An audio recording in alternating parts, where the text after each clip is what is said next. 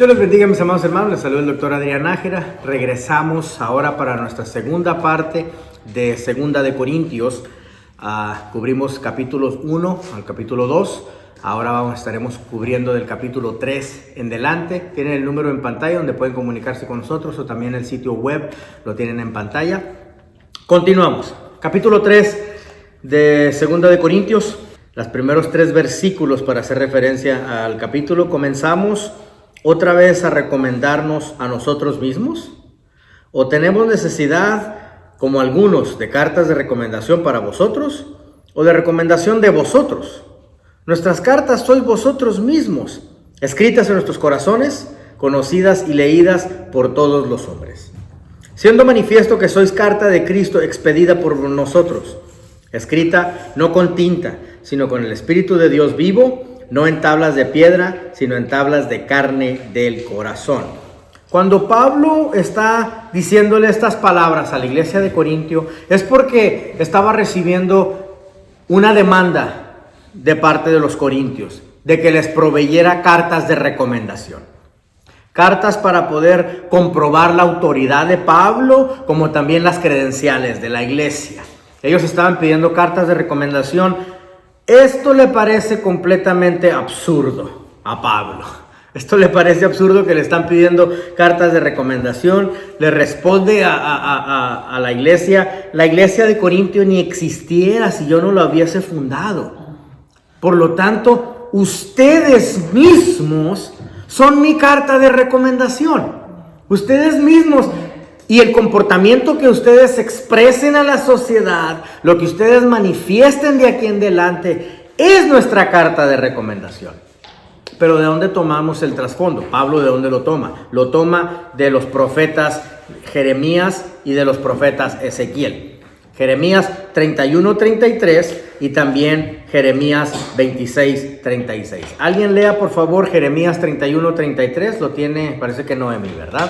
Sí. Jeremías 31:33 es la referencia. Las palabras que acabo de leer en 2 de Corintios capítulo 3 van a encontrarlas ustedes en las palabras de los profetas. Jeremías 31:33. Adelante. Pero este es el pacto que haré con la casa de Israel después de aquellos días, dice Jehová. Daré mi ley en su mente y la escribiré en su corazón, y yo seré a ellos por Dios, y ellos me serán por pueblo. Estamos hablando aquí de palabras pacto. ¿Ok? Este pacto es el pacto que Dios hace ahora con el nuevo Israel. Pero al nuevo Israel le va a poner este pacto, mírenme todos, en el corazón.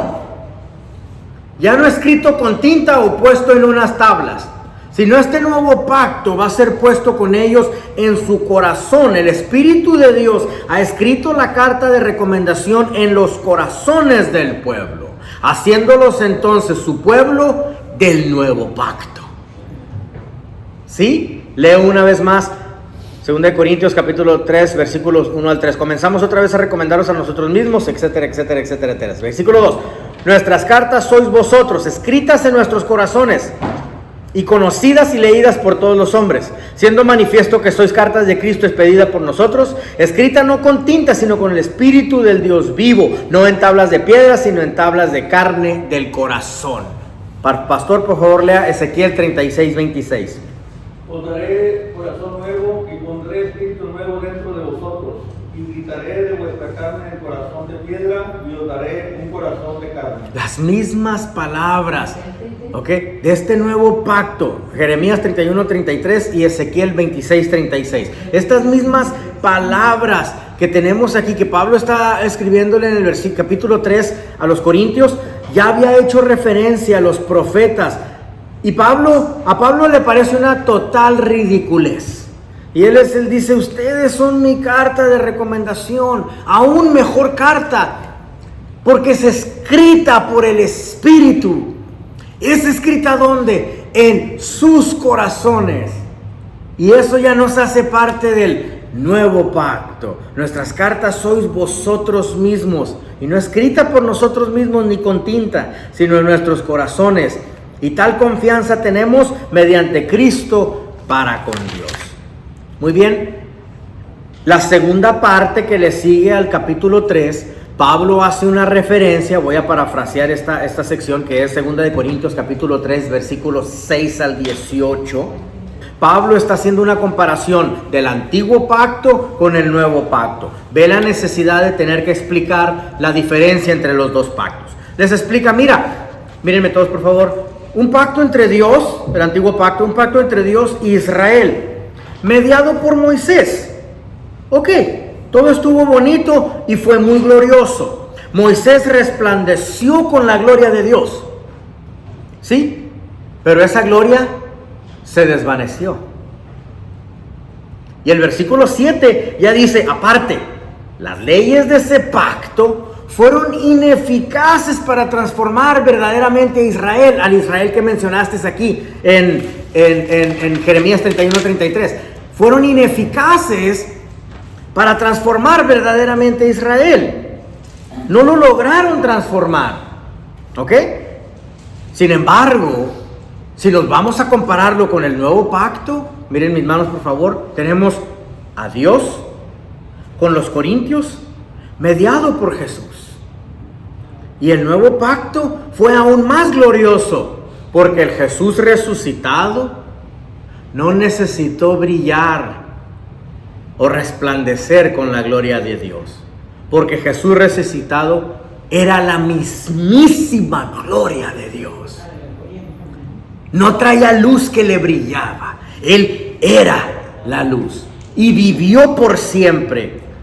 Y es su espíritu lo que ahora está transformando a su pueblo para hacerle más fiel a Dios, como Jesús mismo. Entonces ahora vemos en el versículo 18, al final del capítulo 3, ahora vemos que Pablo les está diciendo a ellos, ¿verdad que se parece todo esto muy atractivo? ¿Verdad que nos parece todo esto muy atractivo?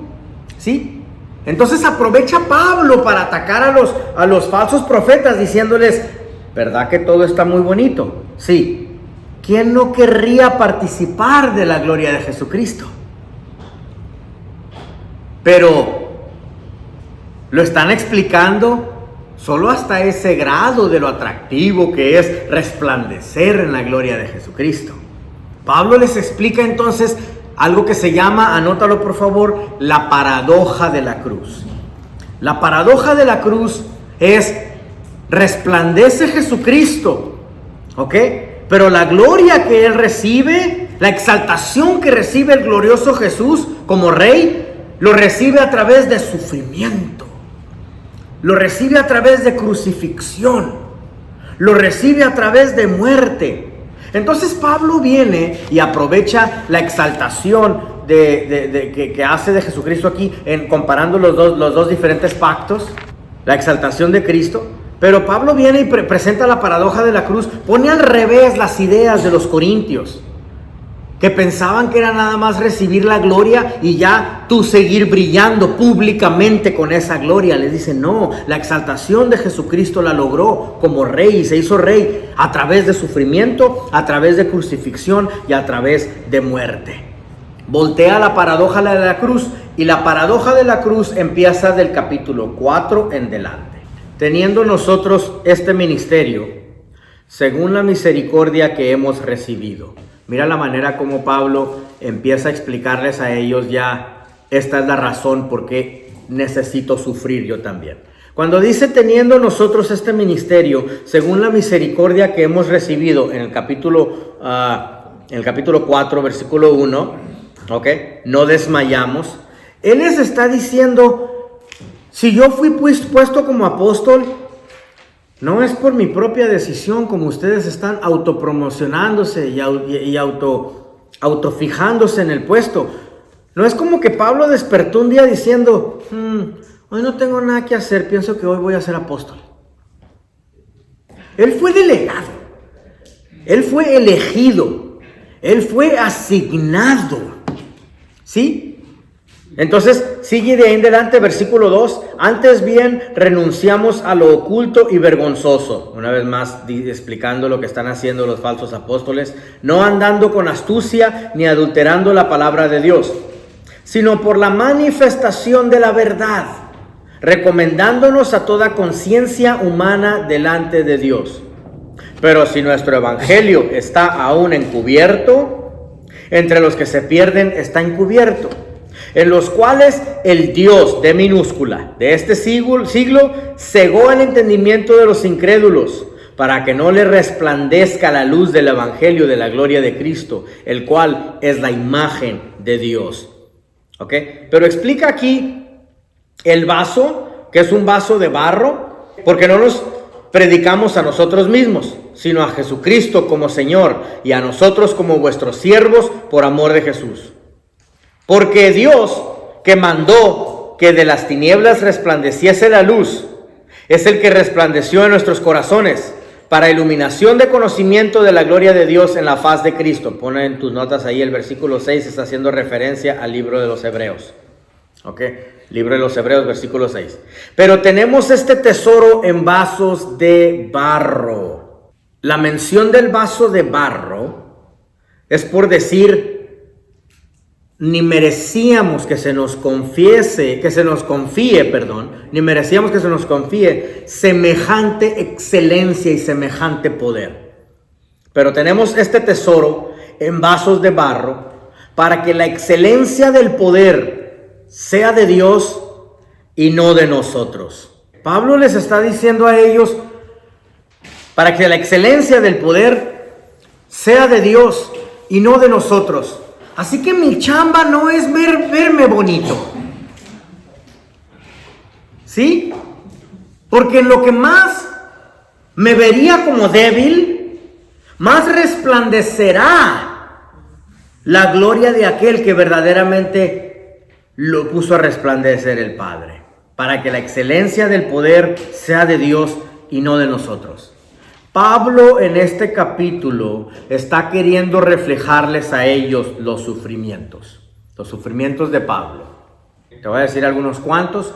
La mayoría de los sufrimientos del Pablo se encuentran en el libro de los Hechos. En el libro de los Hechos se meten problemas en Damasco. ¿Sí se acuerdan aquella ocasión cuando lo tienen que llevar en una canasta de basura? Ese es la inauguración triunfal del ilustre ministerio apostólico de Pablo, tener que esconderse en una bolsa, en una canasta de basura. Luego en Listra lo apedrean, lo dan por muerto, lo arrestan para sacarlo de la ciudad, sale de ese arresto de que lo apedrean. Cuando lo apedrean en Listra se cree que es cuando perdió un ojo. Luego sale de ese arresto y se va para Filipo, que ya estamos hablando de Europa, que dijimos que es la zona Macedonia arriba. ¿Okay? Sale de Filipo, empieza una campaña, causa toda una revuelta, lo arrestan, lo encadenan en Filipo, lo meten en la cárcel. ¿Okay? Luego logra salir de esa cárcel, lo encadenan, se va a Atenas y luego a Corinto y luego llega a Éfeso. Anda predicando en las iglesias porque dijimos que todas son simultáneas. ¿Okay? Llega a Éfeso,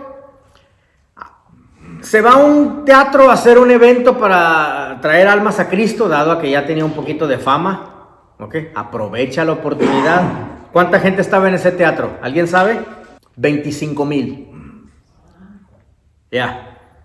Salió corriendo porque se armó una manifestación en su contra. Tuvo que salir corriendo de ahí. El punto que estoy queriendo hacer aquí es, Pablo trabajaba arduamente.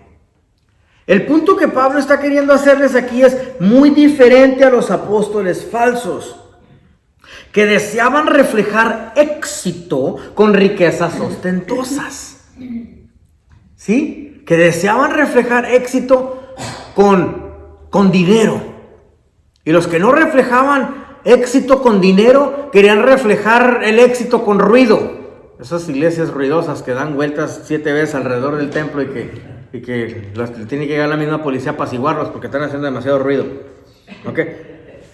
Entonces, Pablo les está haciendo ver a ellos, trabajo arduamente y los sufrimientos están en mi propio cuerpo. Aparte de todos los sufrimientos que él traía, era un hombre guapote, ¿eh? Déjame explicarte a Pablo un poquito, solo para que conozcas un poquito de Pablo, solo para explicarte un poquito y que sepas, un hombre bien guapote. Ahí te va. Pablo era chaparrito. Pablo era gordito.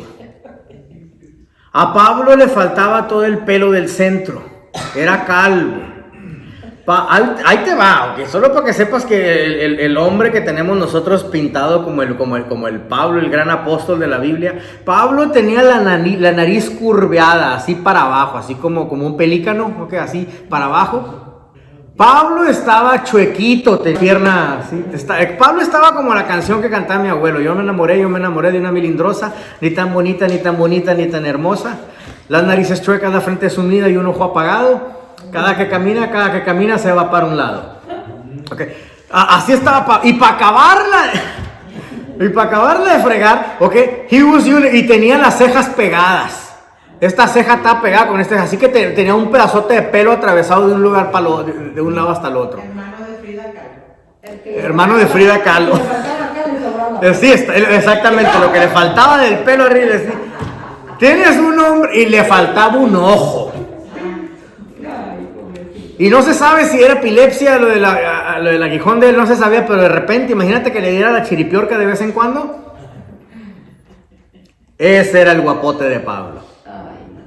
Okay. Arrestado, golpeado, y es la paradoja de la cruz.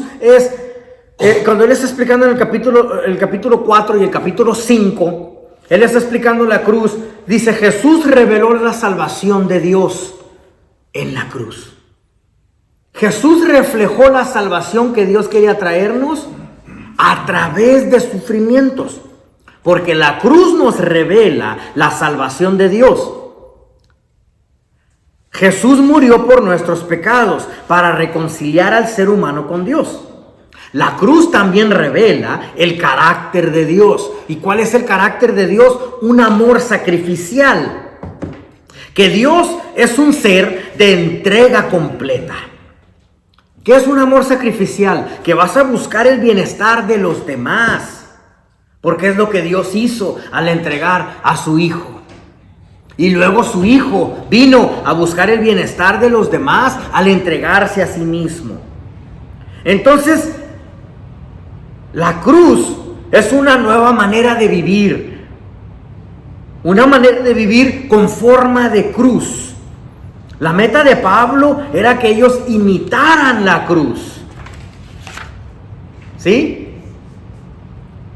Aunque su carrera apostólica estaba marcada por humildad, sufrimiento y pobreza, él les estaba diciendo: Corintios, que no pueden ver que todo lo que les estoy explicando de mi identificación con Cristo fue para servirlos a ustedes. ¿No pueden ver eso? ¿Ok? Así que cuando ustedes, mis amados hermanos corintios, desaprueban la pobreza y el sufrimiento que ven en mi persona, quiero decirles que también desaprueban a Jesús. La manera de vivir y de liderar es en realidad la prueba que Pablo representaba auténticamente al Cristo crucificado y resucitado. Pablo se quería reconciliar con los corintios, porque dijimos que del capítulo 1 al capítulo 7 él quiere reconciliarse con ellos. Pero eso solo va a suceder hasta que ustedes hayan sido transformados y abracen la paradoja de la cruz. Abracen la enseñanza de lo que la cruz representa. Y representa estos sufrimientos de Jesucristo. Vamos a leer 2 Corintios capítulo 5 para poder extraer su información.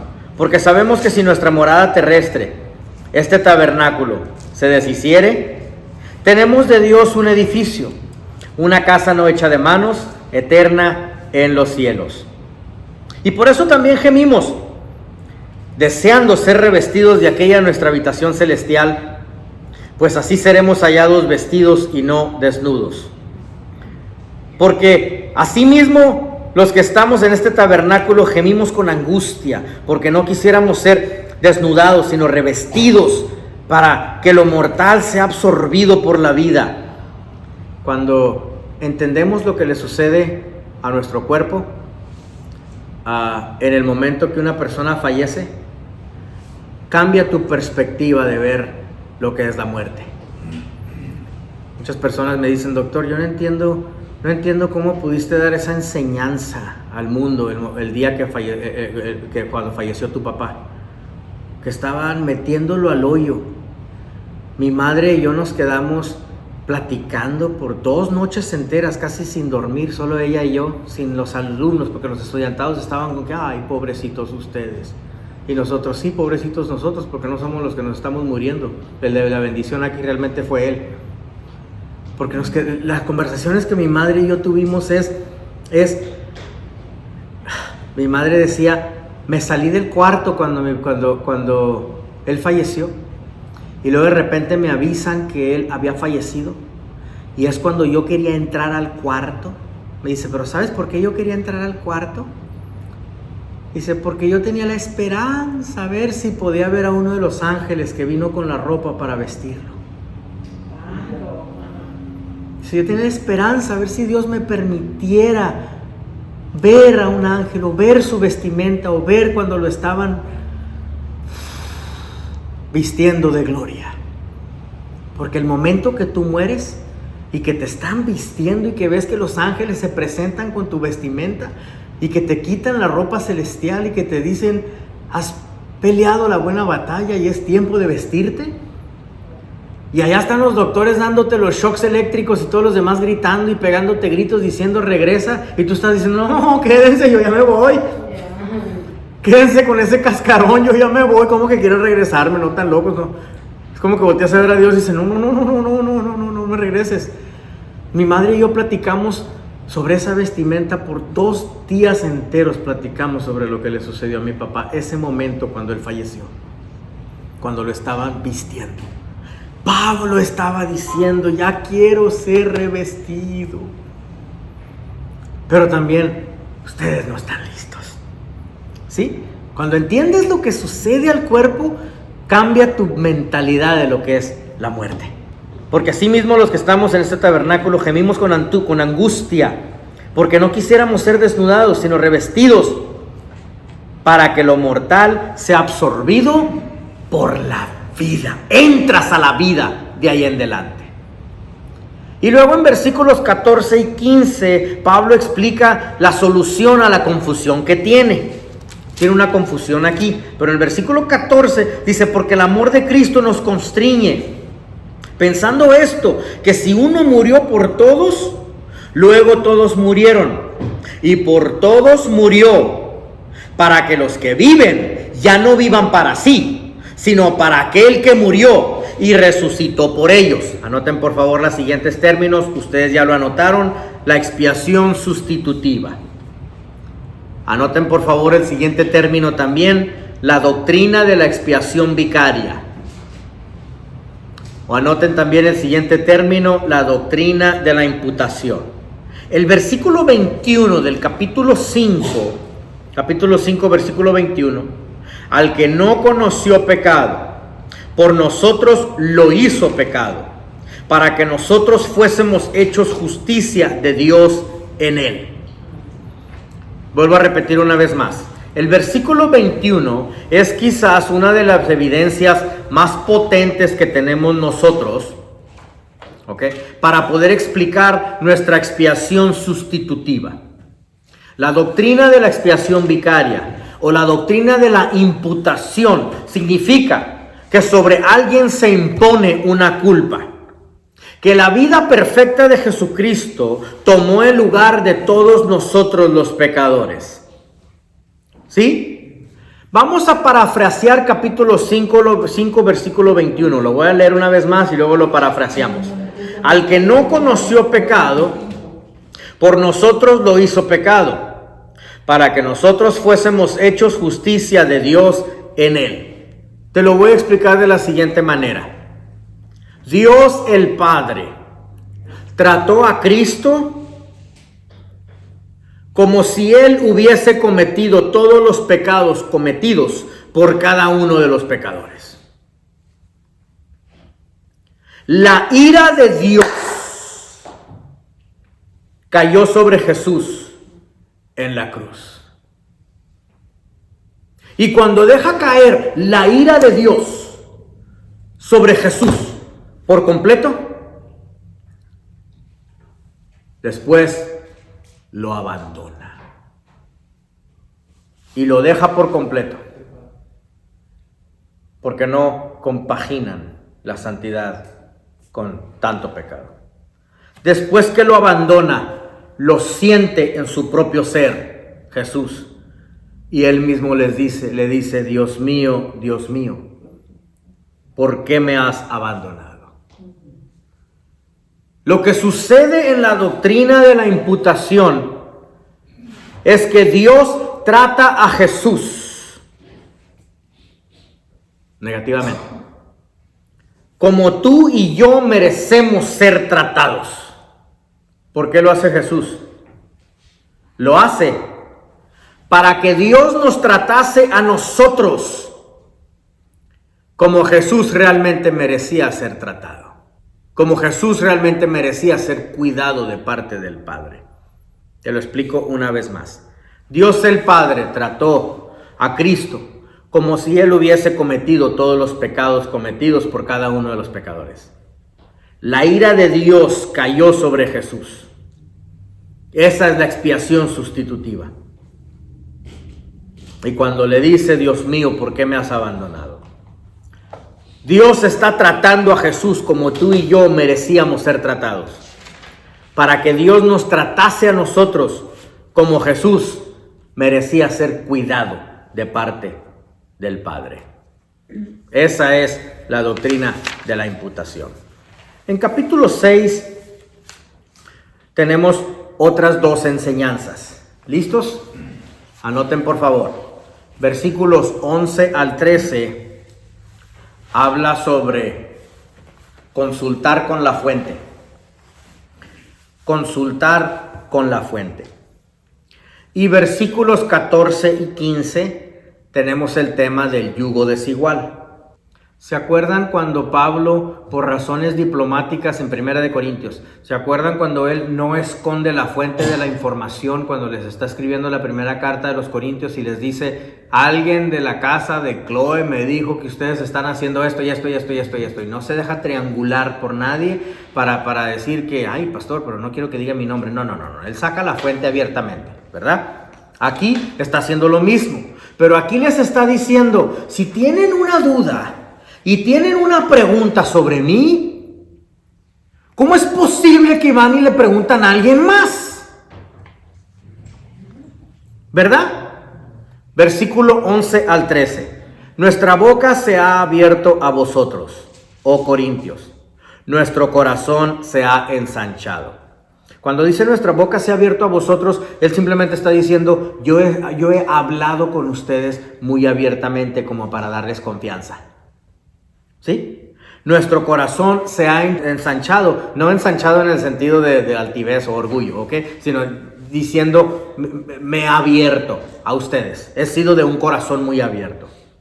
No estáis estrechos en nosotros, pero sí sois estrechos en vuestro propio corazón, Así que yo he abierto mi corazón hacia ustedes, pero ustedes han cerrado su corazón hacia mí. Pues para corresponder del mismo modo como a hijos hablo, ensanchaos también vuestro corazón. ¿Sí? Ese entre comillas que dice ahí, como a hijos hablo, es su sentido apostólico. Recuerden que dentro del apostolado de Pablo, él tenía un enorme sentido de paternidad espiritual, porque le dice, los voy a corregir, pero los voy a corregir, hijos míos, para que ustedes corrijan esas áreas que necesitan atención. Entonces él les está diciendo que abran sus corazones, así como yo he abierto mis corazones a ustedes. Que expresen su sentir. Pero si tienen dudas que necesitan contestar, no es para ir a consultar con las personas equivocadas. Así que si les están alimentando información errónea, todos estos falsos apóstoles, ¿quién realmente tuvo la culpa? Ustedes, por ir a hacer preguntas de mí con ellos, ¿verdad? Entonces, consultar con la fuente, Pablo nos enseña una enorme lección aquí, ir directamente con la fuente para resolver el dilema y que esa persona nos pueda dar una explicación clara. Muy bien, el yugo desigual, versículos 14 y 15, ¿listo? Quiero explicar qué significa el yugo desigual desde su origen, porque normalmente agarramos a nuestros adolescentes en la iglesia y los golpeamos con que no debes de casarte con alguien que no sea cristiano, y etcétera, y que te casas con babilónicas y que te casas con fariseos, y los agarramos y los cacheteamos a los jóvenes, pero realmente ni nosotros sabemos de dónde viene el origen del yugo desigual. ¿Ok? Versículos 14 y 15. No os unáis en yugo desigual con los incrédulos. ¿Por qué? ¿Qué compañerismo tiene la justicia con la injusticia? ¿Y qué comunión la luz con las tinieblas? ¿Y qué concordia Cristo con Belial? ¿Saben quién es Belial? Okay, es otro nombre de Satanás.